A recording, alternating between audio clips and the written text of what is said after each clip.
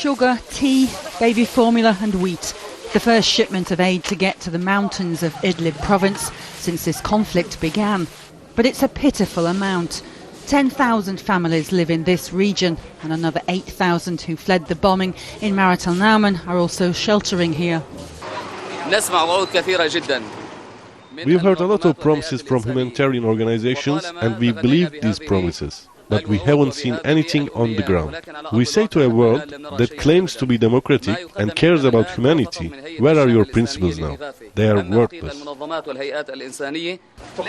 Dr. Hani Maroof collects some of the aid for his town. How long will that keep a child with milk? It depends on the age of the baby. If you're 10 days old, it's can for about 1 week. He's also given money to buy children's medicines. According to the receipt, it was donated by France. He says they desperately need diesel for heating and to bake bread. Without these basics, people will die here this winter. That's if the government fighter jets circling overhead don't bomb their homes first. 2 days after we left, 4 rockets landed here.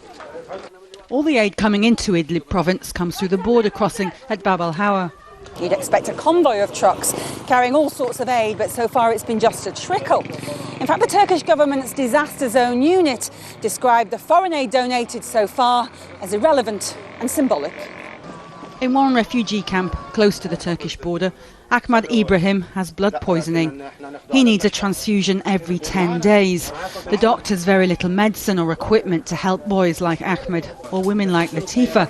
She has breast cancer and desperately needs chemotherapy. There's nowhere here. I can't afford to go to Turkey, and the road to Damascus is cut off. The NGO Save the Children is warning of a $200 million shortfall, but that's just for refugees outside of Syria. For inside the country, the international community has pledged hundreds of millions of dollars, but only half the money has actually arrived.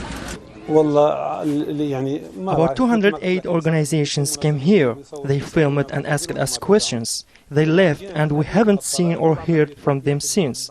We have just a trickle of medicines. Time is fast running out for thousands of Syrians.